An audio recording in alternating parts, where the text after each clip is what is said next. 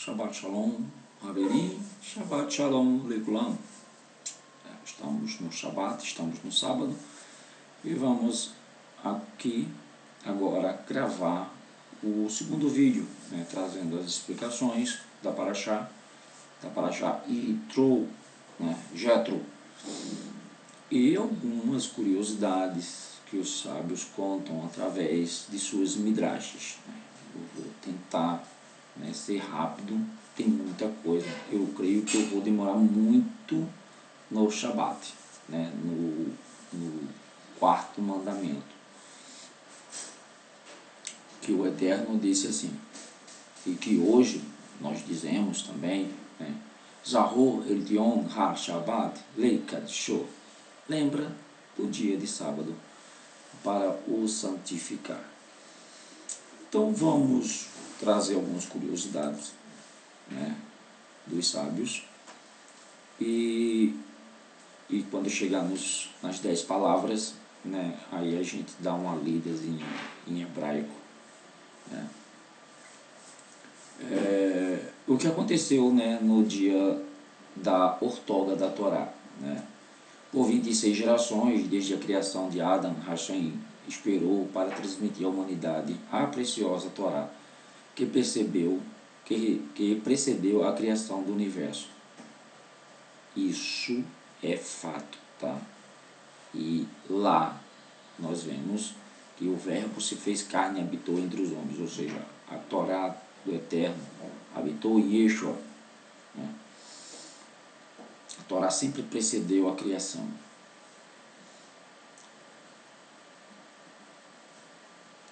Finalmente ele encontrou um povo disposto a aceitá-la.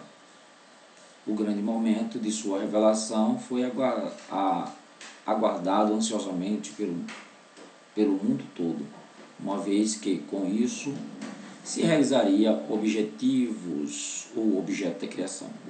da criação. O dia que Hashem entregou a Torá foi um Shabat, 6 de Sivan, de 2448. Não fui eu que fiz essa conta, tá? São os sábios que fizeram essa conta. Havia chovido à noite sobre a montanha para refrescar o ar. Não vou entrar aqui, vamos mais para frente. A reação de Bnei Israel. Vamos mais para frente. Não vou falar essas coisas aqui que são só conjecturas. Assim que Hashem pronunciou Anohi, a criação silenciou. Os pássaros não gorjetavam e voavam os céus.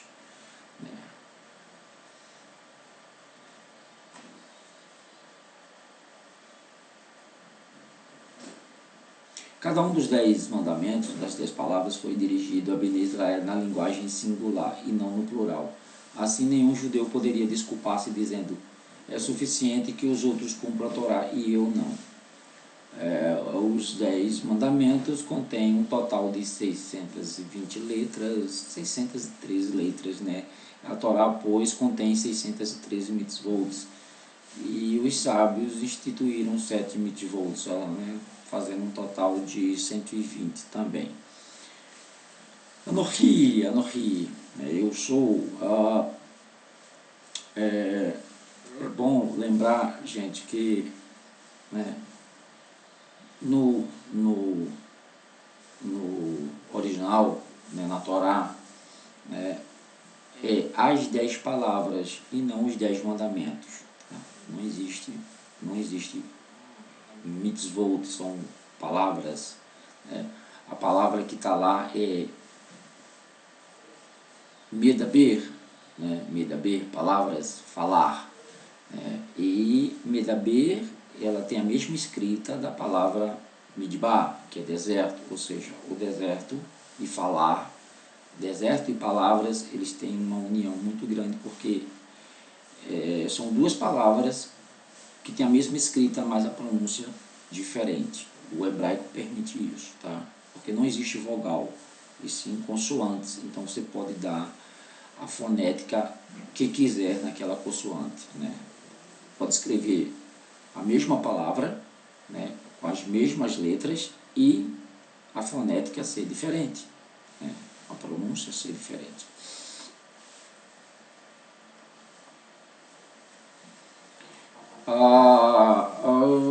As 10 palavras que Hashem transmitiu aos judeus começam com a palavra Anohi, o sou. As palavras Anohi, que lembra as palavras egípcias Anohi, também significa eu. Hashem dirigiu seus filhos na linguagem egípcia, que eles era familiar. Isso é conjectura, tá, gente? Porque ali existia 70 nações, tá? Na entrega das 10 palavras, os 10 mandamentos, tinham 70 nações ali que fugiram, que foram libertas junto com o povo judeu.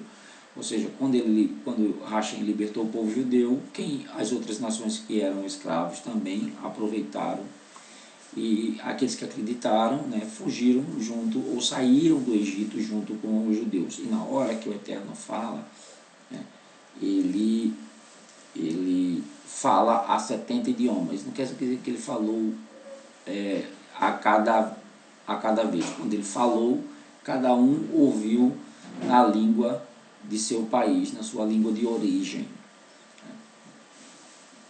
Como ele pode ter falado em egípcio também, todo mundo tem entendido, né? Mas quando ele escreveu em hebraico, tá? Porque o povo estava acostumado com o egípcio, e isso tem um pouco de lógica, né? Era a língua mais, o Ben Israel nunca deixou de falar o hebraico, né? Então é só uma questão aí de acrescentar conhecimento, que não vale muita coisa.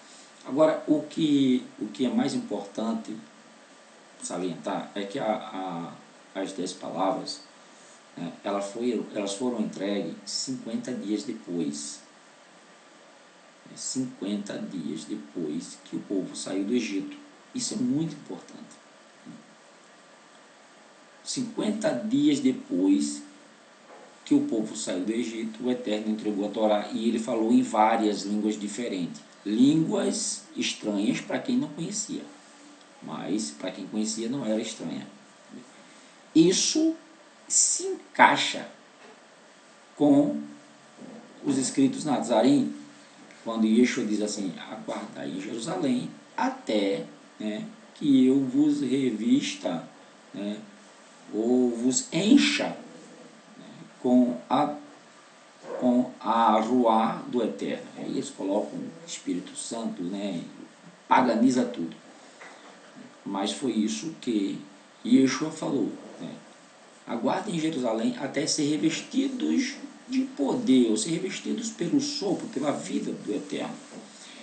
50 dias depois, imagina, 50 dias depois acontece lá, né, o dia de Pentecoste, porque Pentecoste é uma palavra grega, né? Uma palavra grega. Então, Pentecoste é Pessah, né? Dia de Pessah, de Pentecoste. Então, 50 dias depois, né, acontece o que eles chamam de derramamento do Espírito. Não tem nada a ver com o Espírito. A ruá do Eterno habitou aquele lugar, né? E o que aconteceu foi que quando eu falava, quando alguém falava, por exemplo, o cara estava falando em egípcio e eu era hebreu e eu estava escutando em hebreu, eu estava entendendo a língua dele. Aí, quando ele, nossa, vocês estão falando em outras línguas e a gente está entendendo. Nada de língua estranha, língua do céu, língua do anjo, nada, tá? A língua que o Eterno fala com o homem é o hebraico, sempre foi o hebraico, ele não muda, tá? Não muda. Esse negócio dos curral dizer aí que língua estranha, que tem que traduzir, que não sei o que, não. Quando Paulo fala assim, se alguém chegar aqui para falar em outra língua, que haja intérprete. Ele está falando de culto racional, ou seja, chegou um pregador lá do Egito, o cara só sabe falar em egípcio, tem que ter alguém ali na congregação que conheça o egípcio que possa traduzir. Se não tiver ninguém, fica calado, porque ninguém vai entender o que tu vai falar. Tu está em país estranho. Isso é o culto racional. Aquele negócio de lá, blá, blá, e o outro chegar e traduzir, ou ele mesmo traduzir, não existe isso no reino do Eterno, não existe. Isso é conto da carochinha e invenção de Satã, para confundir. Tá? O Eterno não é, como Paulo, né, mesmo diz, o Eterno não é Elohim de confusão. Isso é confusão. Né? Nem, língua que não existe, que ninguém entende, ninguém sabe, quem estuda línguas, isso aí não existe. Né? Isso aí não existe. Então deu para perceber aí a harmonia da entrega da Torá com a harmonia, né, dos discípulos de Yeshua, dos talmidim de Yeshua serem revestidos com a Ruá do Eterno. O Eterno revestiu o povo lá no deserto, né, com sua Ruá, e lá na frente, depois de Yeshua, 50 dias depois, a mesma coisa aconteceu. Tá? Então vamos correr aqui, vamos começar, né? Começar com o primeiro mandamento, acreditar. Tem um aspecto também interessante aqui, que quando os parush perguntam, né, eu falei no vídeo passado, perguntam a Yeshua qual é o maior mandamento, ele diz assim: o maior mandamento é: eu sou, né, o Elohim de vossos pais, que vos tirou da terra do Egito. Né? Então é isso que Hashem diz, né? Eu sou Hashem, teu Deus, ou teu Elohim, que te tirou da terra do Egito, da casa de Faraó, onde fostes escravo. Né? Eu sou tanto Hashem, o Elohim misericordioso para os que me obedecem, como também Elihá, né? Um Elohim punitivo para os que se recusam a me ouvir. A obrigação imposta pelo primeiro mandamento é de acreditar na existência de um Criador onipotente, saber que ele exerce providência contínua sobre o universo, que ele é a força que dita todas as leis naturais. Ele sustenta e provedor para todas as criaturas, da mais diminuta à maior. Esta mitzvah não se limita a algum momento ou tempo específico, como a maioria das mitzvot. Portanto, a consciência da existência e poder de Hashem deve constantemente preocupar a humanidade, né, ou os hebreus, a quem foi entregue. Mas alguém pode dizer assim: mas a Torá, os 10 mandamentos foram entregues para os judeus. Negativo. Como eu já disse, existia 70 nações. Quem quiser ser povo do Eterno, aceite a Torá e será povo do Eterno. É isso que a aliança, ela diz respeito a isso. Quem receber a minha Torá será meu povo. Onde foi o parental? Hashem fez com que esse fosse o primeiro de todos os mandamentos, porque devemos reconhecer a Hashem para poder observar suas mitzvot, mandamentos.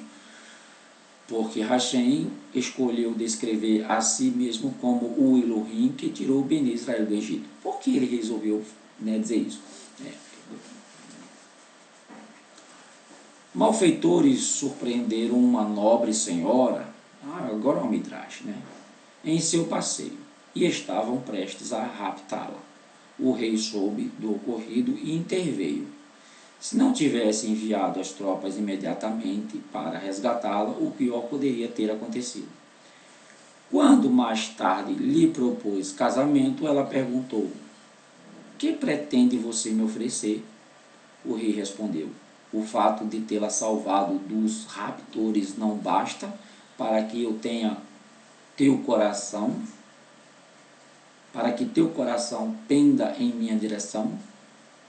Similarmente, Hashem apresentou-se a Bnei Israel no Monte Sinai, né, como o Elohim que os redimiu, recordando-lhes assim sua obrigação especial para com ele.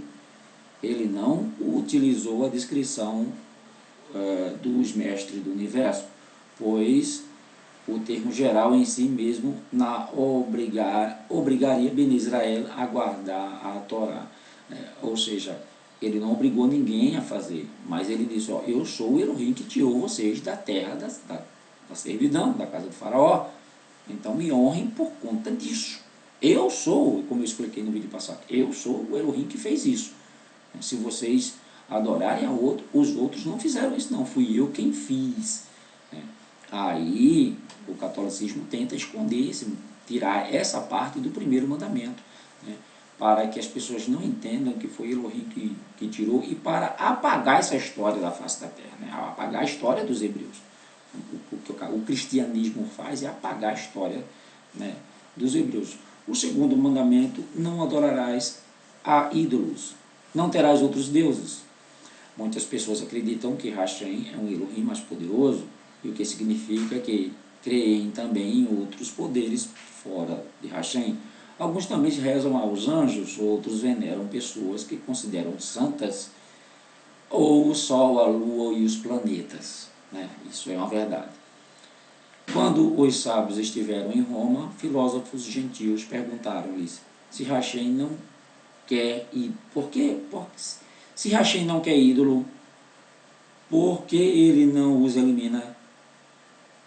Se os idólatras adorassem apenas objetos inúteis, seu ponto seria válido, né? A resposta dos sábios. Responderam os sábios: contudo, também adoram o sol, a lua, as estrelas. Acaso deveria ele eliminar o universo por causa dos tolos? Sábios são sábios, né? Hashem ordenou: não podeis servir a ninguém exceto a mim. Este mandamento implica que é proibido acreditar em qualquer poder além de Hashem, adorar ídolos ou inclinar-se para eles. Nossos sábios proibiram inclinar-se perante ídolos, mesmo sem ter intenção de adorá-los. Mesmo sem ter intenção de adorá-los, tá? Tampouco é permitido possuir um ídolo, mesmo sem adorá-lo.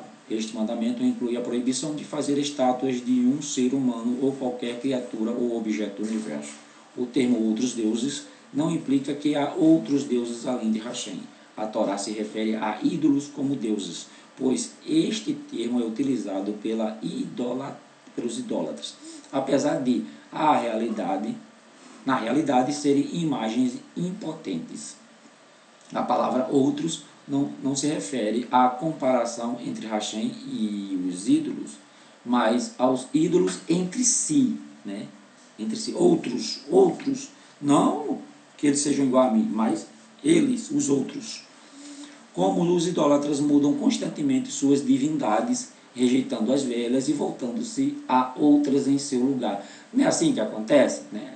Esses pagãos aí que vivem adorando imagem, faz promessa, não alcança, aí vai e já parte para outro, né? E tem evangélico que vai para esses currais aí que vive prometendo cura, né? Aí não conseguem nada, né? Aí dizem, aí os pastores dizem que a culpa é deles porque eles não tiveram fé, imagina. Aí eles vão e correm para o centro de macumba. Quando chega lá no centro de macumba são curados por Satã. Só que a doença muda de lugar, né? Nunca são curados de verdade. O termo outros deuses significa deuses que são constantemente trocados por outros, por seus adoradores. É isso que acontece, né, com os pagãos. Eles vivem trocando direto de entidade. Fica pulando de galho em galho. E tem uns até que são muito fiéis, né? Morre nasce boêmio, vou morrer boêmio. Terceiro mandamento: não pronunciar o nome de Hashem em vão. É proibido utilizar de maneira incorreta o nome de Hashem, mencionando-o junto com um juramento desnecessário ou falso. Eis um exemplo de falso juramento. Alguém que comeu pão ontem jura: juro em nome de Hashem que não comi pão ontem. O cara comeu e jurou que não, né? Juramento desnecessário. Um exemplo de juramento desnecessário é: juro em nome de Hashem que o sol está agora no céu. Claro que está, né? A não ser que seja... Sempre vai estar, mesmo que seja noite, ele vai estar lá, né? Que a terra é plana. Embora este juramento seja verdadeiro, é proibido se não há razão para fazê-lo. Também não devemos invocar o nome de Hashem sem um propósito determinado. Algumas pessoas estão acostumadas a exclamar: meu Deus, né? Meu Deus, né? Deus é Zeus, né? Os judeus colocaram dus para diferenciar um pouco. Eu não gosto da pronúncia dus, tá? Eu prefiro Hashem, Adonai, Elohim, né? Criador, Eterno, Soberano. Ou a empregar em nome de Hashem há um contexto igualmente irrefletido. Devemos evitar isso. Hashem disse: não utilize erroneamente meu santo nome. Lembre-se de que Abraão apelou a este mesmo nome e foi salvo da fornalha ardente. Moshe clamou por ele e o mar vermelho abriu-se em aí 12 partes, né? Isso aí é invenção, para mim foi uma parte só. E o Ruxo aclamou por ele e foi ajudado. Ioná, aqui já está falando de coisas que aconteceu depois, né? Depois da entrega da Torá. Ioná chamou por ele no interior do peixe e foi salvo. O nome de Hashem é invocado pelos doentes e enfermos e são curados, pelos de coração contrito e são consolados. Guardem-se de serem descuidados ao mencionar o nome de Hashem, pois aquele que pronunciar seu nome em vão não ficará impune. Gente,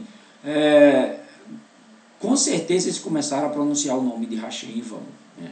E o que aconteceu? Eles foram exilados para esquecer o nome de Hashem. Foram para a Babilônia e quando voltaram não lembravam mais do nome de Hashem. O Hashem fez eles esquecerem o nome para que o nome não fosse mais pronunciado em vão. Aí a gente vê aí o nome Deus, né? Eles dizem que Deus é o nome do Eterno, né? Só que Deus é a terceira declinação da palavra Zeus, que é o Zeus Olimpo lá da Grécia, que de 4 em 4 anos ele é adorado e homenageado nas Olimpíadas. Que as Olimpíadas não é nada mais, nada menos do que uma reformulação das batalhas que aconteciam em Roma, né? Como é que chama lá? Nas arenas, né? Nas arenas, que eu esqueci o outro nome que dá.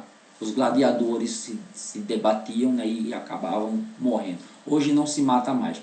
Quem se mata não é mais os gladiadores, e sim os espectadores, né? Porque o futebol também é uma arena de gladiador, só que eles estão ali sendo muito bem pagos para iludir os espectadores, né, ou os telespectadores. E aí, quando o resultado não é satisfatório para uma das partes, acontece a briga e Hassatan faz a festa, né? E o que Hassatan quer é holocaustos, ele quer vítimas, ele quer sacrifício. Então, Hassatan diz, bom, se lá na arena eu mato 2 ou 3 ou 4, bom, se eu colocar a disputa para os espectadores, eu vou matar muito mais. E aí os bobos caem, né, na conversa do Hassatan e ficam se debatendo por causa de futebol e outras porcarias que tem por aí. Porque é porcaria mesmo, tá? Há quem siga como religião, né? Tem o futebol como religião, por isso que mata e morre. Religião, política, uma frasezinha minha, tá? Política, né? Política, religião e futebol. Eles dizem, né? O ditado é: não se discute, né? Não se discute política, religião e futebol. A questão é: não se discute, né? Aí, como não se discute, aí vamos matar e morrer por política, vamos matar e morrer por futebol, e vamos matar e morrer por religião.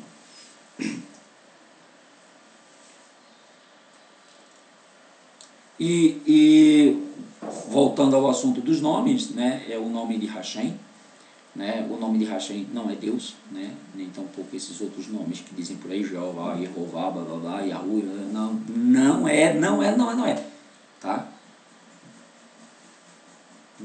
Nunca foi. O nome está escondido para que ninguém pronuncie em vão. A mesma coisa é o nome do filho, tá? Jesus. Jesus a gente sabe que é um nome construído através dos séculos, né?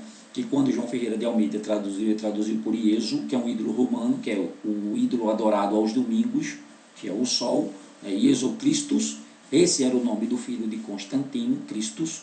Christus significa ungido do sol, o sol, tá? Mas Mashiach, que é o nome hebraico, e Christus está em grego, ungido do sol. Por isso que todo crucifixo católico que tem lá aquele boneco, né, tem um sol atrás. Já percebeu que os católicos adoram muito o sol, e aos domingos, porque a Igreja Católica ela proibiu a adoração ao sábado e instituiu o domingo como o dia sagrado, o dia de descanso. Imagina, né? Mas aqui na Torá está dizendo sábado, Shabat, e não domingo. Então, o nome Jesus é um nome construído através dos séculos, que era Iesu, depois que a letra J e a letra U foram criadas no latim, né, a partir de 1612, eu acho, 1512, assim, né, próximo ao descobrimento do Brasil, porque o Brasil não foi descoberto em 1500, de jeito nenhum, né? Os judeus já estavam aqui há muito tempo, que foram expulsos da Europa. Tanto que o nome Brasil vem do hebraico, se você não sabe, né? Brasil. Ele vem de Brazel, Brazel quer dizer ferro, quando eles chegaram aqui que vira madeira dura, disseram Brazel, Brazel, Brasil, Brasil, Brasil, Brasil. Aí ficou Brasil o nome. Quando eles chegaram aqui, o nome já era Brasil, o nome da terra já era Brasil. Então, tudo que você aprendeu lá na escola, né, do paganismo, esqueça que é tudo mentira, tá? Então, o nome Jesus foi um nome construído, né, era Iesu, I-E-S-V, o V tinha som de U no latim.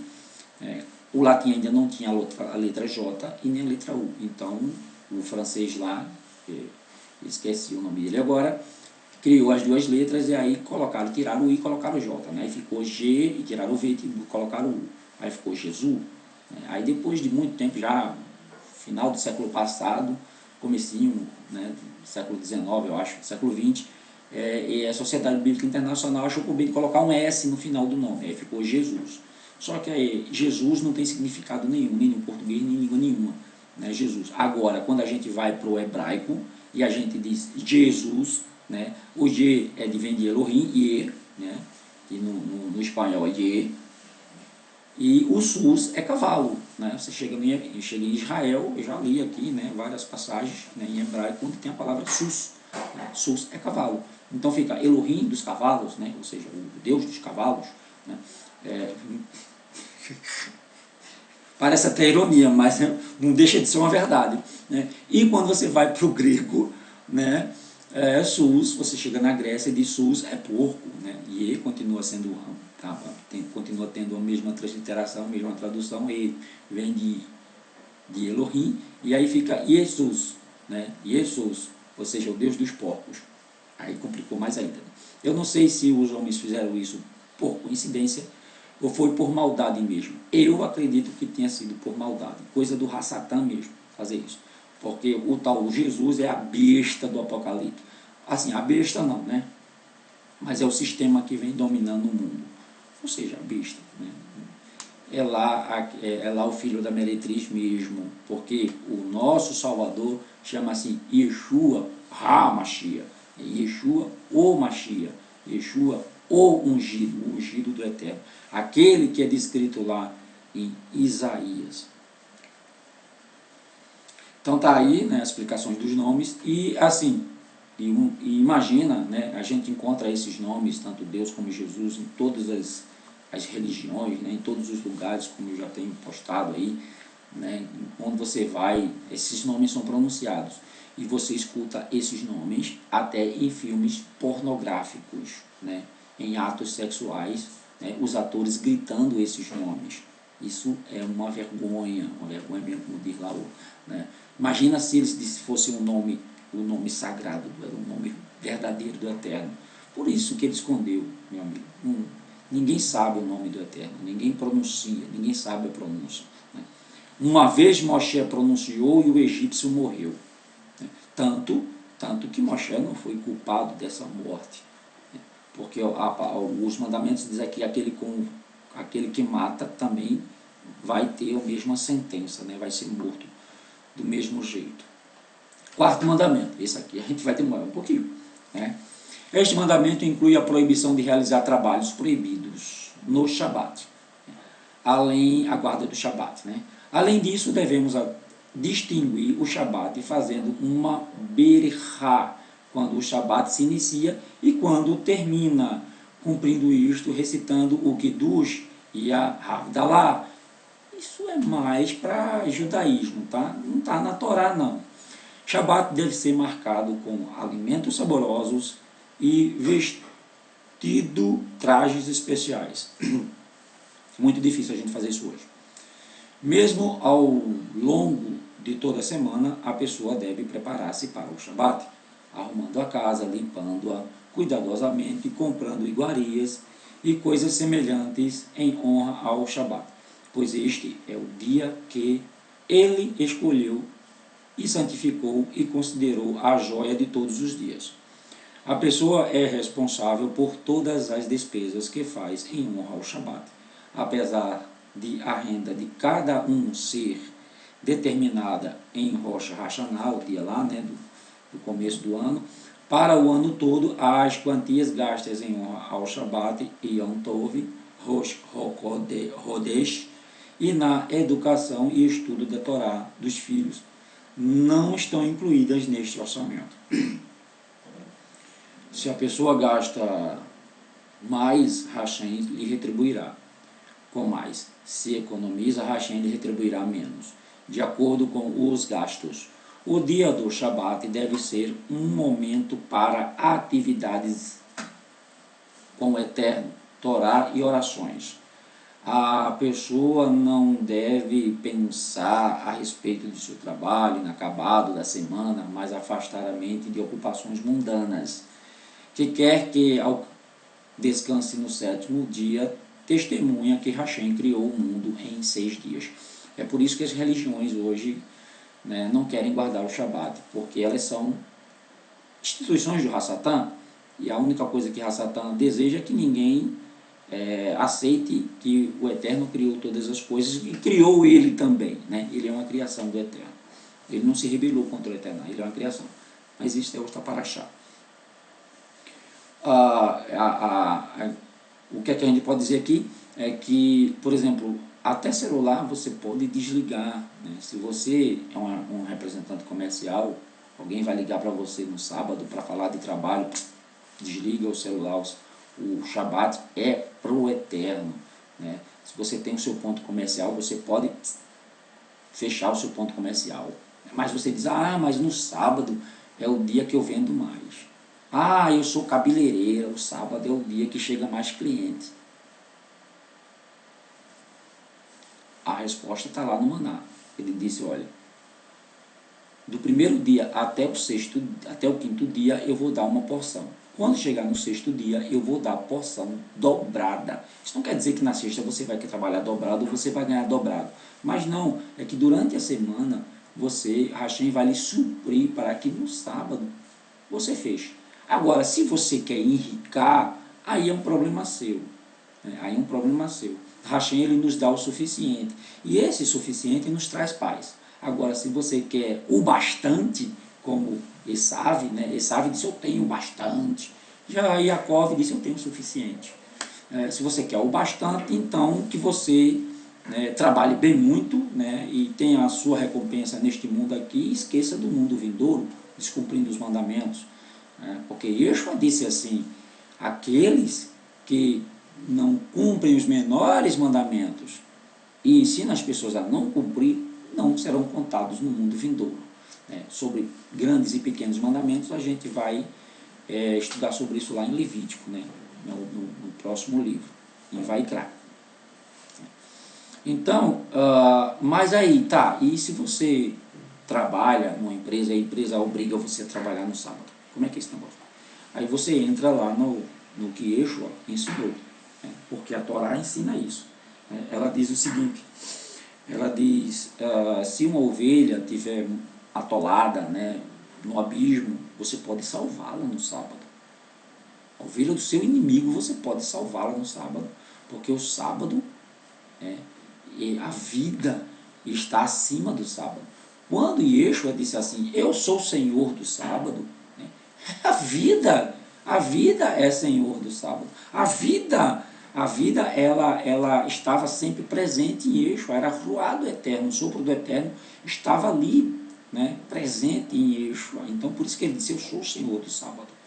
E aí, quando os fariseus e os saduceus, aquela raça ruim, né, porque existiam os fariseus bons, os paluches bons e os paluches ruins, levaram um homem de uma mão mirrada, né, aí um dia de sábado, e aí, né, Yeshua olha ao redor assim e conhece os pensamentos, ele diz assim, um homem não vale mais do que uma ovelha, né?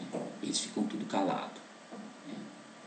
E Yeshua vê a ruindade do povo, né? Assim, o legalismo, né? Ou seja, eles não entendiam a Torá. Eles não entendiam a Torá. Por isso que Yeshua, ele veio planificar a Torá, trazer ela de novo, o conhecimento, o verdadeiro conhecimento, o verdadeiro propósito da Torá. Né? Ele diz assim, o homem não vale mais do que uma ovelha, e ficam todo mundo calado, né? Aquele silêncio, né? Para que saibas, né, que o Filho do Homem tem poder aqui de perdoar pecado, e aí, né, eu posso até estar misturando os textos aqui, né, mas ele diz assim, estende a tua mão, né, estende a tua mão, e aí ele cura aquele homem num dia de sábado, né, e ele diz assim, se fosse a ovelha, vocês salvariam, né, se fosse uma ovelha, vocês salvariam, mas como é um homem, eu não posso salvá-lo, eu não posso curá-lo num sábado. Ou seja, eles não entendiam o propósito da Torá, o propósito do sábado, né? A gente vai em Israel, eles guardam o sábado em Israel, mas instituições como bombeiro, como polícia, né, como hospitais, têm que funcionar no sábado, porque é para salvar vidas. Essas instituições funcionam. Então, se você trabalha, e os seus filhos dependem desse trabalho, e a sua empresa obriga você a trabalhar no Shabat, trabalhe, né? Porque as vidas dependem do seu trabalho. Você está sendo obrigado. Agora peça ao Eterno para que Ele lhe dê um trabalho que você não trabalhe no Shabat, né? Mas se pessoas dependem de você, vidas dependem desse trabalho, né, você tem que cumprir e obedecer ordens, porque o povo de Israel não foram punidos por não guardar o Shabat no Egito, né, porque eles não eram, o Egito não deixava eles guardar o Shabat, né, eles não foram punidos por isso, mas depois que eles saíram do Egito, eles foram punidos por não guardar o Shabat, eles eram livres, tinham toda a terra para plantar e descansar no Shabat. Eles não só transgrediram o Shabat semanal, como eles transgrediram o Shabat anual do descanso da terra. Por isso que eles foram para o exílio e passaram lá 49 anos, um ano para cada Shabat anual que eles não guardaram o descanso da terra. Certo? Então está aí, né, o Shabat, e vamos ler, tem mais alguma coisa aqui, Shabat, e como cumprimos a mitzvot de recordar o Shabat, né? Há várias maneiras. Uma é de chamar os dias da semana assim, o primeiro dia da semana até o Shabat, domingo.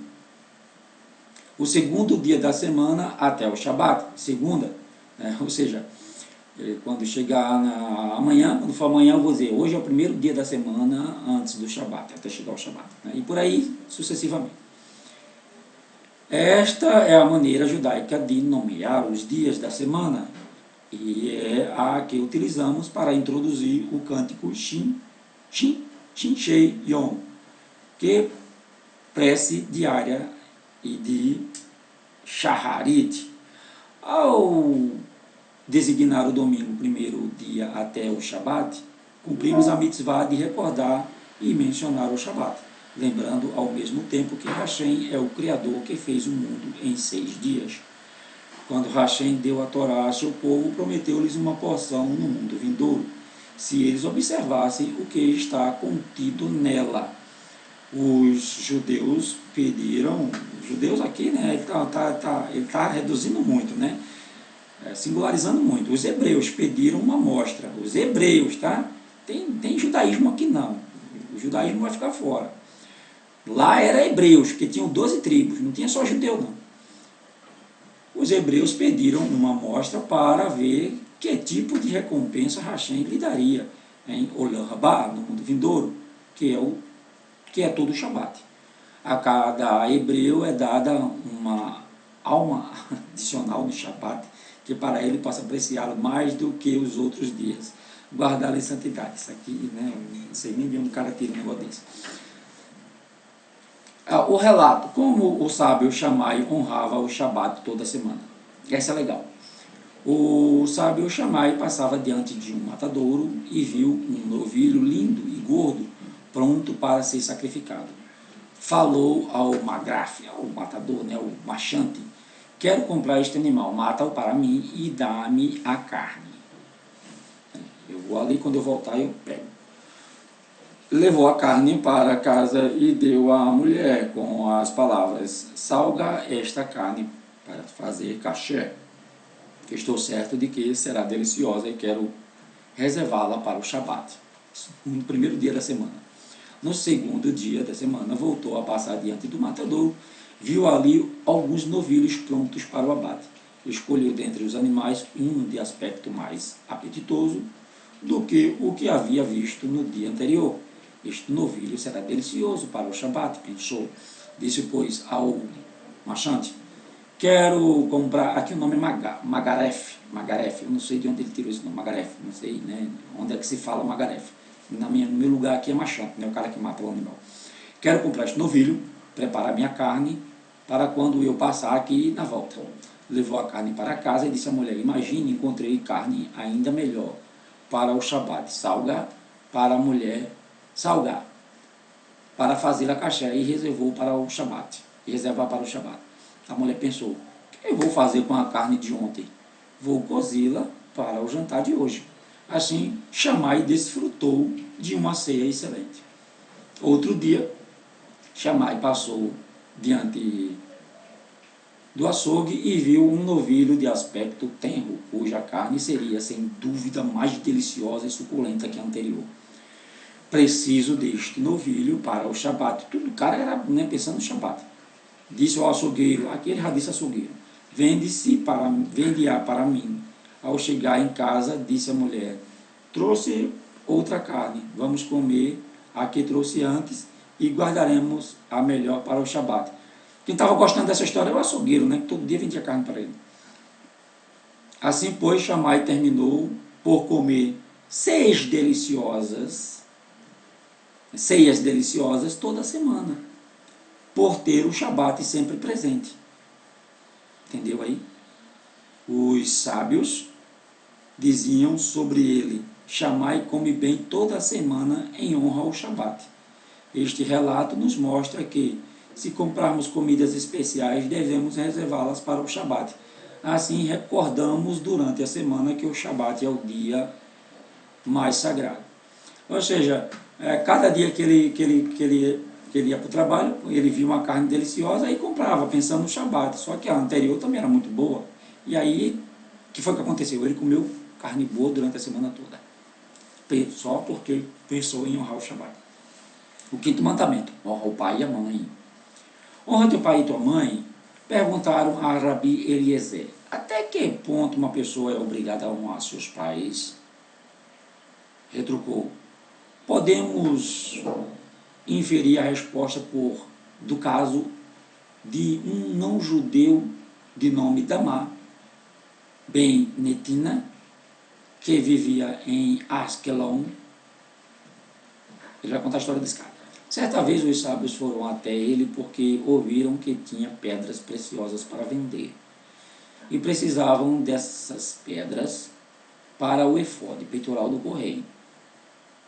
Apesar de terem lhe oferecido um alto valor, preferiu renunciar ao dinheiro a acordar seu pai que dormia. Ou seja, né, ele tinha que consultar o pai. E sob cujo travesseiro estava a chave do baú de diamantes. Ele tinha que pegar a chave, né, para mostrar as pedras, aí tinha que acordar o pai. Como recompensa, no ano seguinte, Hashem fez com que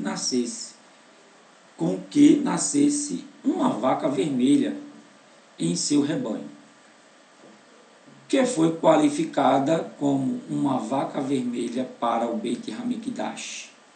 Quando os sábios vieram, Agar disse-lhes: apesar de saber que pagaria qualquer preço que pedisse, aceitarei apenas a soma que pedi ano passado, por ter honrado meu pai. Se esta foi a conduta de um não-judeu, que não foi ordenado observar esta mitzvah, quão mais é esperado de um judeu a quem foi dada a mitzvah de honrar a seus pais. Ou seja, ele está falando de judeu aqui, mas ele está falando no tempo de agora, né? Mas lá na época eram hebreus, tinham 12 tribos. Nossos sábios relatam, certa vez, o acima mencionado Dama ben Netina estava sentado num traje bordado a ouro entre nobres de Roma, quando sua mãe chegou e atirou-lhe insultos e humilhações. Rasgou-lhe os trajes, bateu-lhe na cabeça e cuspiu. Ele, contudo, não a envergonhou, né? Ou não a envergonharia. Quando os reis das nações ouviram o primeiro mandamento de Hashem, não ficaram impressionados. Argumentaram que soberano deseja ser negado, né? Hashem, como todo rei, ordena que ele seja conhecido. Quando ouviram o segundo mandamento, também objetaram: há algum soberano que tolere outra autoridade? Hashem, como todos os reis, quer ser adorado sozinho. Por isso, decretou que ninguém deve servir a outros deuses. Também não se comoveu com o terceiro mandamento, comentando que o rei gostaria que seus súditos jurassem em falso o seu nome. Tampouco Hashem o quer. Sobre o Shabat disseram: claro, todos os reis gostam que seu dia especial seja celebrado. Porém, quando ouviram acerca da mitzvah de honrar os pais, todos os reis levantaram-se do trono e louvaram a Hashem, admitindo: se alguém de nosso círculo for elevado a um status nobre, imediatamente nega seus pais. Hashem age diferente. Ordenou que todos honrem seus pais. É muito difícil, né, quando um filho chega a um status alto, ele continuar honrando seus pais. Vemos muito isso dentro do cristianismo, né? Quando se torna pastor, né, aí pai e mãe já não serve mais nada. Uns chegam a dizer: minha família são esses que me seguem, né? Esquece de honrar pai e mãe. E quando o Eterno entregou o mandamento, né, ele não entregou o mandamento para uma religião, né, como a questão do Shabat, né? Hashem ali não estava instituindo a adventista do sétimo dia, né, ou a sabatista, não, ele entregou o povo, né? Há quem diga: o Shabat é a religião que não, a religião que inventou nada, está na Torá. Aqui também, honrar pai e mãe está na Torá, é um mandamento do Eterno, é uma das 10 palavras.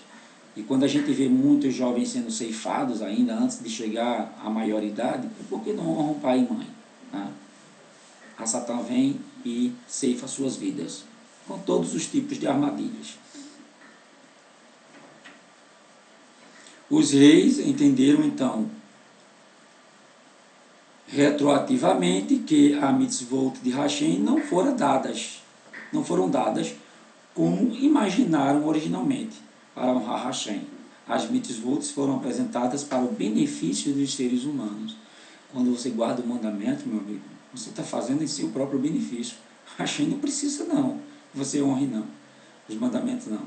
E você guarda os mandamentos para você traçar um caminho legal na vida, um caminho direito, um caminho de prosperidade, um caminho de vitória. Eu estou falando essas coisas, mas, né, assim, vitória sobre o mal, vitória, né, prosperidade, né, nas coisas do eterno, esse tipo de coisa, porque prosperidade vem do alto, tá? Não vem da terra, não. Prosperidade a gente tem aqui, ó. Está escrito: honra o teu pai e a tua mãe. O respeito que deve ser prestado ao pai precede o devido à mãe. No entanto, em outras passagens, a Torá exige: todo homem deve temer sua mãe e seu pai. Aí o mandamento exige temor da mãe primeiro e depois do pai. Por quê? Em geral, o filho respeita mais a mãe do que o pai, porque ela está naturalmente com ele desde o dia em que nasce, cuidando dele e tratando-o com amor e carinho e palavras gentis. A Torá exige, portanto, que o respeito ao pai seja igual ao respeito natural que sente pela mãe. Por outro lado, a pessoa naturalmente teme o pai mais do que a mãe, porque o primeiro é aquele que castiga e fica zangado. Por isso, a Torá enfatiza a necessidade de temer a mãe e o pai igualmente. Destes 2 versículos aprendemos que pai e mãe são iguais. Deve-se temê-los e respeitá-los igualmente. Em que consiste o devido respeito? Em fornecer-lhes alimento, bebida e vestuários, acompanhá-los quando saem e ajudar em tudo que eles possam precisar. Deve dirigir-se a eles cortesmente. Em que consiste o temor? Como se teme os próprios pais, não se sentando no lugar reservado a eles, não os interrompendo ou contradizendo suas palavras. A mitzvot de honrar os pais é ainda mais importante para Hashem do que a respeito do seu próprio nome. Uma pessoa é obrigada a honrar Hashem ao máximo em sua capacidade, na medida em que seus meios permitirem. Se lhes faltarem os meios, porém, está isento dessa obrigação, mas a pessoa deve honrar os pais mesmo se for pobre. Se lhe faltarem os meios, deve agariá-los de porta em porta para ajudar os pais a subsistir. A seguinte história nos mostra que a maneira pela qual a pessoa mostra respeito aos pais é ainda mais importante do que a forma do respeito propriamente dita. 2 irmãos moravam numa cidade, o mais velho era rico, enquanto o mais novo vivia na pobreza, tirando seu sustento de um moinho de farinha. O pai certa vez foi visitar o filho mais velho, o rico, Este preparou um banquete, servindo-lhe o melhor que tinha em casa. Em seguida, aprontou o quarto mais confortável com uma cama limpa para o pai descansar. Mas durante toda a visita não demonstrou nenhum amor ou paciência ao pai. Não lhe perguntou como estava, na verdade, mal falou com ele. Todos os seus atos se destinavam apenas a cumprir suas obrigações a respeito. O pai deixou a casa do filho mais velho e seguiu para a do mais novo, o pobre. Como encontrou o filho labutando na pedra do moinho, o pai arregaçou as mangas e começou a ajudá-lo. Antes do anoitecer, os dois tinham acabado o serviço. Retornaram juntos à casa do filho mais novo. Conversando ao longo do caminho, o filho perguntou sobre a saúde do pai, com amor e preocupação. Nenhum banquete real os esperava em casa, mas o pouco que havia foi servido diante do pai com grande respeito. Anos depois, quando os 2 filhos morreram, o mais moço, o filho pobre, que quase nada tivera para oferecer ao pai, além de temor e bondade, foi admitido no paraíso e recebeu um lugar perto dos tzadikim. Sobre isso foi dito: o filho pode dar ao pai gansos gordos para comer e não ganhar o mundo vindouro, enquanto o outro filho pode fazer o pai trabalhar na pedra do moinho e ainda assim conquistar a vida eterna. Há 3 parceiros na criação da pessoa de Hashem, o pai e a mãe. Se alguém honra seus pais, Hashem diz: considero como se eu habitasse em seu seio. E honraram a mim. Se alguém causa aborrecimento aos pais, Hashem diz: é bom que eu não habite em seu meio, pois se estiver entre eles, meu aborrecimento também, me aborreceria também. A recompensa de honrar pai e mães é longevidade no mundo vindouro. Apesar de a maior recompensa estar guardada para o mundo vindouro, é uma mitzvah da qual a pessoa recebe benefícios também neste mundo. Nela estão incluídos os mandamentos de honrar o irmão mais velho e o segundo marido ou esposa do pai ou da mãe.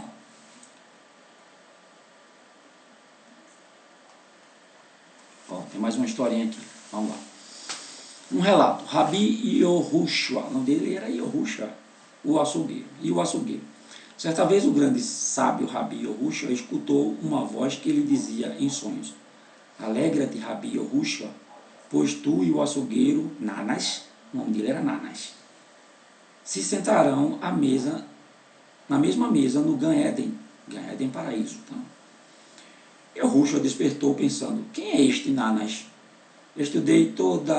Estudei a Torá toda minha vida e não vou a lugar algum sem os tzitzit presos à minha roupa e os tefilim sobre minha cabeça. Espero que meu vizinho no Gan Eden seja também um sábio. Não podia esquecer o sonho, disse a seus alunos: não terei paz enquanto não descobrir quem é este homem que se sentará ao meu lado no Gan Eden. Vou averiguar. Os estudantes lhe disseram: Rabi, te acompanharemos também. Rabi Yehoshua,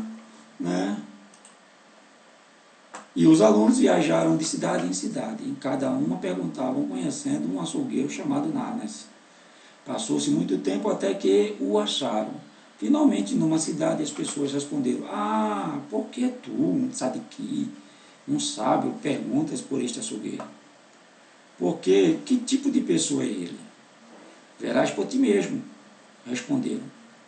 Elas foram até Nanas e disseram, o grande Rabi Yahushua quer ver-te. Nanas, que não era um erudito, pensou que lhe estavam pregando uma peça e respondeu, não zombem de mim, vão embora. Os mensageiros voltaram a Yahushua, por que nos enviaste a tal homem? Ele não quis falar conosco. Preciso vê-lo, insistiu Yahushua. Voltem a ele e o tragam. Os mensageiros voltaram a Nanas e o convenceram a ver Rabi Yahushua. Nanas se jogou aos pés do sábio, porque um líder do povo judeu desejava ver um homem simples como eu. Se prostrou, né? Mesma coisa que Cornélio fez com Pedro. Pedro fez, levanta que eu sou homem igual a tu. Kefa, né? Kefa disse. Pedro, Kefa. E Yahushua respondeu, quero saber o que fazes todos os dias. Isso é legal, velho. Cumpres algum ato especial?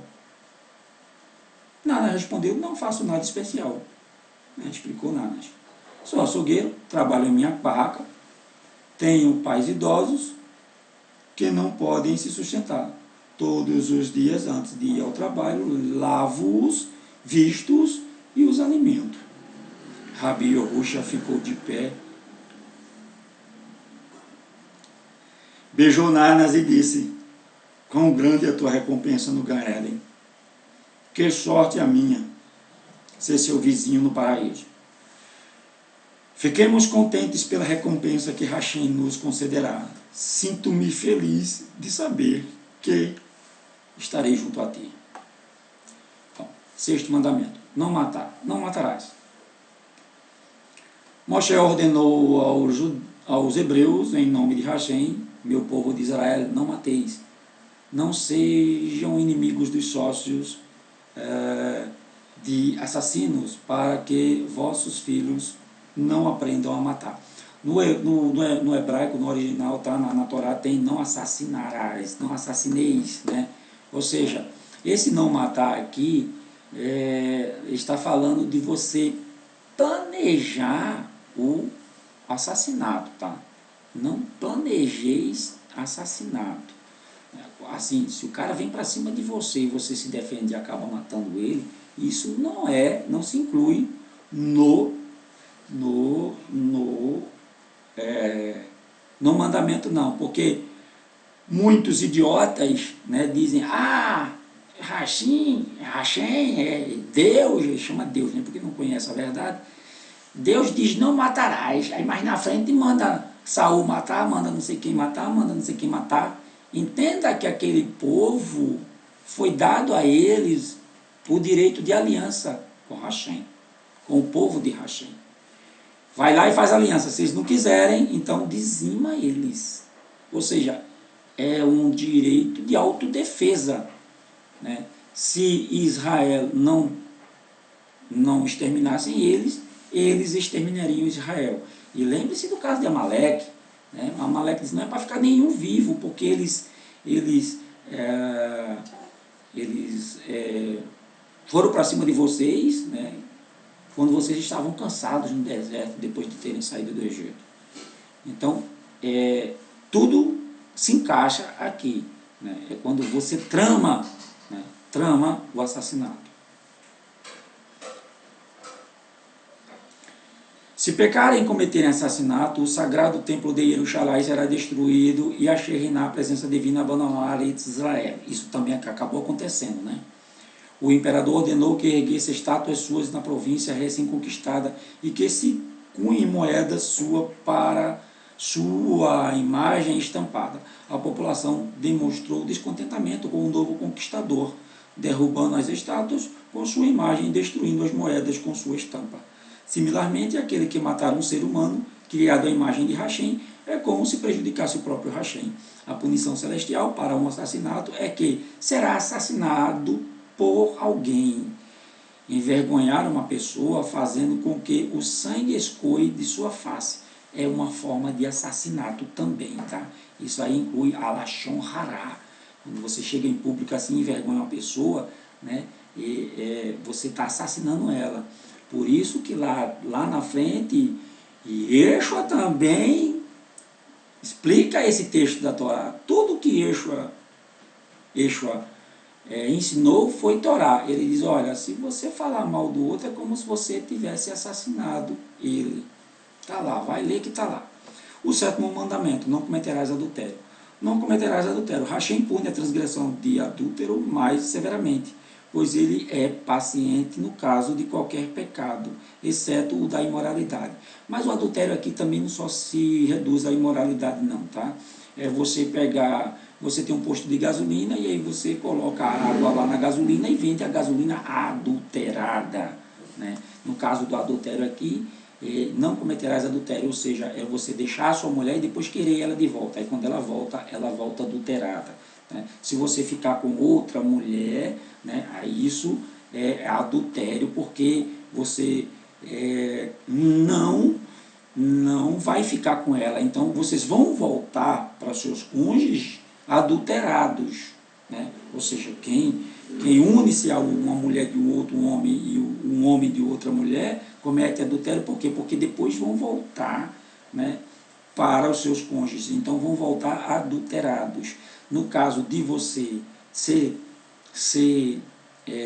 solteiro, né, ou você ir procurar uma prostituta que não tem marido, aí isso é fornicação, não é adultério, é fornicação. Adultério é quando volta para os cônjuges, aí você volta adulterado, né? Agora, fornicação. Agora, se você une-se a uma mulher e fica com ela, aí não é adultério, porque você a obteve, ok? Para sempre. Não cometerás adultério. Avisa Hashem ao seu povo. A pessoa deve ser sempre humilde, comportando-se com modéstia em todo lugar, mesmo quando suas ações não forem visíveis. É uma mitzvah. Mantém distância de pessoas grosseiras e indecentes para não aprender com seus maus hábitos.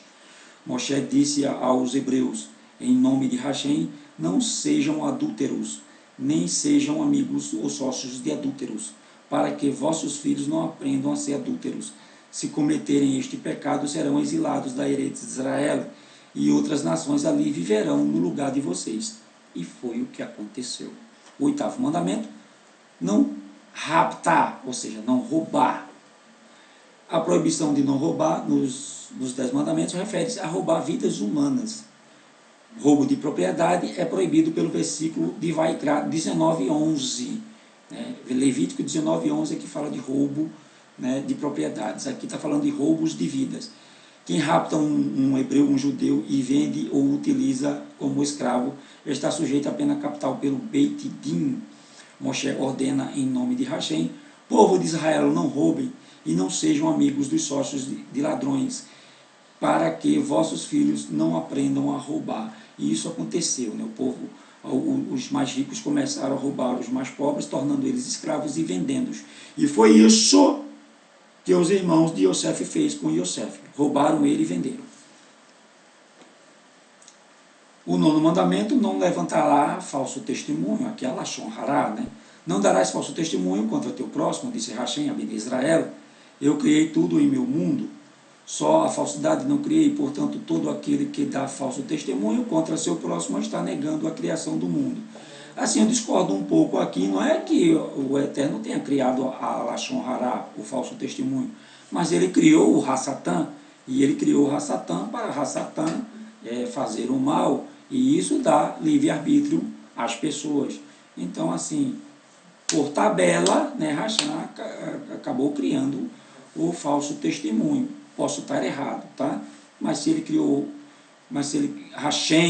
o falso testemunho. Mas se ele criou Hassatan para mentir, então está aí por tabela a criação.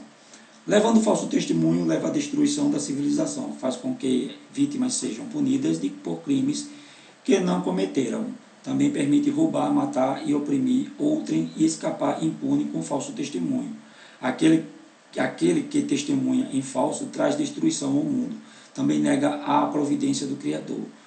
Uma falsa testemunha é a pessoa que se apresenta perante um tribunal e atesta que viu algo que realmente nunca viu. Não faz diferença se dá falso testemunho para ajudar um amigo ou para prejudicar um inimigo. A Torá nos proíbe de ser testemunhas falsas, independentemente da razão. O 10º mandamento não tenta trazer à posse de alguém o que pertence a outrem. Isso inclui inveja, né? Não cobiçarás a casa do teu semelhante, nem a esposa, nem o seu servo, nem nada que pertence a teu semelhante. É como resultado engendrar planos para consegui-lo. É proibido fazer qualquer tentativa de obter algo que pertence a outro, porque deseja possuí-lo ele mesmo. Esta proibição inclui convencer alguém a vender algo que não deseja, pressionando a fazê-lo. Isto é proibido, mesmo se lhe for pago integralmente. Tampouco é permitido desejar, mesmo no íntimo, as posses de outros. A Torá quer que cada pessoa se sinta feliz com o que tem. Quando Yeshua diz assim, aquele que cobiçar a mulher do próximo, peca. Mas eu te digo que se no teu pensamento já tu pensar em ter ela, tu já está pecando. É Torá, tá? Ele estava ensinando a Torá. Então, cale a boca quando você for dizer que, mesmo que use o nome Jesus, o nome pagão, dizer que Jesus não cumpria mandamento, que não ensinou a Torá, né? Talvez esse Jesus aí, que é proclamado pelas igrejas e pelo cristianismo, seja um transgressor da Torá. Mas o Filho do Eterno, Yeshua HaMashiach, né, o que morreu no madeiro, né, derramou o seu sangue por nossos pecados, ele era um cumpridor dos mandamentos da Torá. Tá? Eu digo mandamentos da Torá, eu estou fazendo uma redundância, né, porque Torá já quer dizer instrução. Ele era um cumpridor das instruções do Eterno. E ele ensinou isso. E ele não podia ensinar se ele não cumprisse. Tá? Isso é uma escala para quem quer ser um profeta, ou para quem é chamado para ser profeta. Primeiro aprende, depois pratica, depois ensina.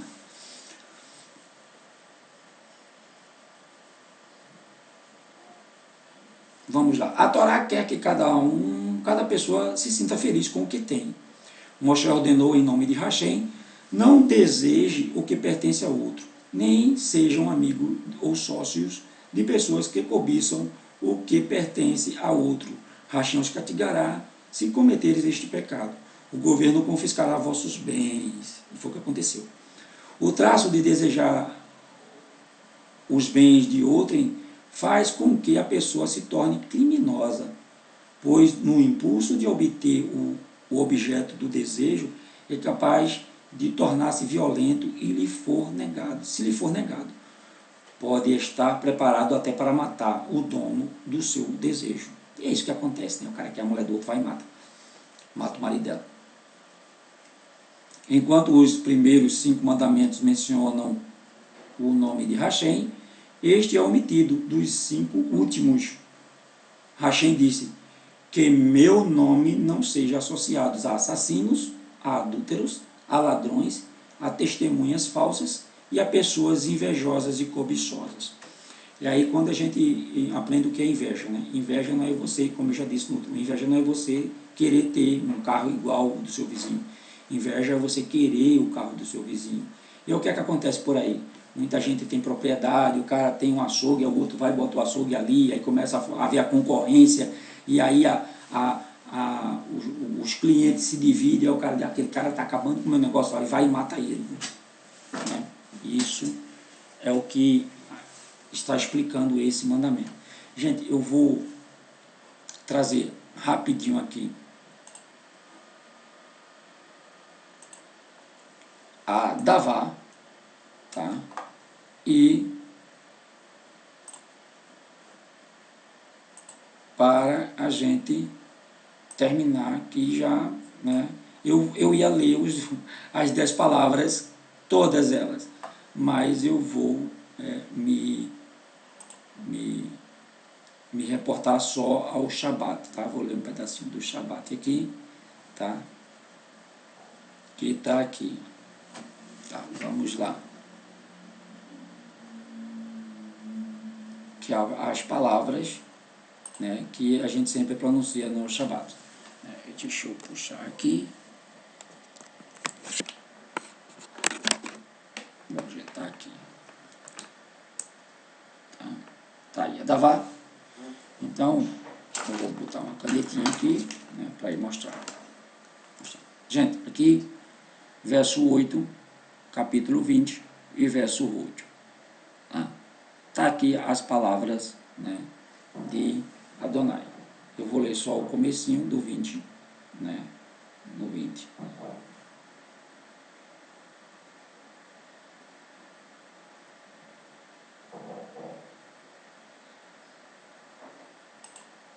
Depois eu vou pro...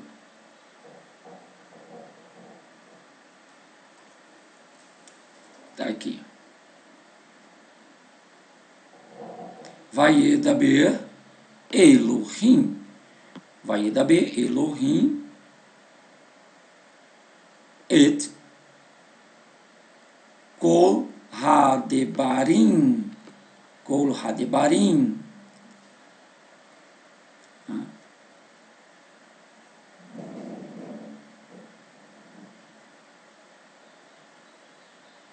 Ha, artigo definido aqui, tá? Ha,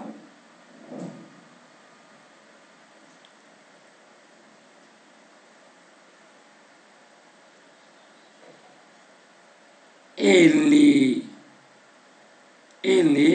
lemor, ha, ele lemor, aí o 2, Anohim, Adonai, tá aqui o tetragrama, tá? Yud, Re, Vav, Re. Esse nome a gente não pronuncia, aí a gente chama Adonai. Só que Adonai tem na Torá, tá? Tem a palavra Adonai. Aí a gente atribui o Adonai, o Elohim, o Criador, o Soberano, o Eu Sou. Você pode dar o atributo que você quiser a esse nome aqui, tá? O Yud, Re, Vav, Re. Né? Anohim Adonai Elohecha. Elohecha Aser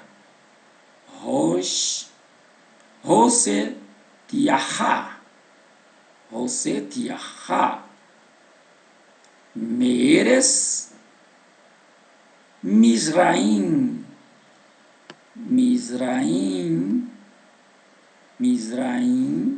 Mibet Abadim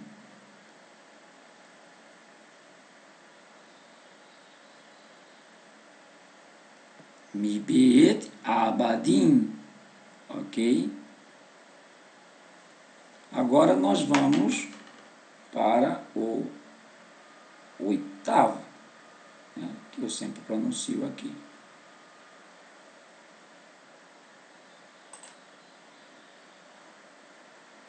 Cadê? Essa Davá, viu? Passa direto. Aqui. Tá aqui, gente, ó. Quando chega no 8º, que é o 4º mandamento, ele tá aqui dizendo, ó, Zahor el Tion Har Shabbat Lekadishor. Zahor el Tion Har Shabbat Lekadishor. Lembra-te do dia de sábado para o santificar. Ok? Volta para mim, para a gente se despedir. Ok? Um Shabbat Shalom para todos vocês, um final de Shabbat aí, né? E a gente se encontra durante a semana aí. Se eu fizer algum vídeo, eu vou trazer uma série de vídeos aí de Yeshua e a Torá, né? Yeshua e a Torá. Eu vou começar esses estudos durante a semana. E no Shabbat a gente tem a Parashá, a porção semanal, ok? Elohim Melech Niman, Elohim é rei fiel, né?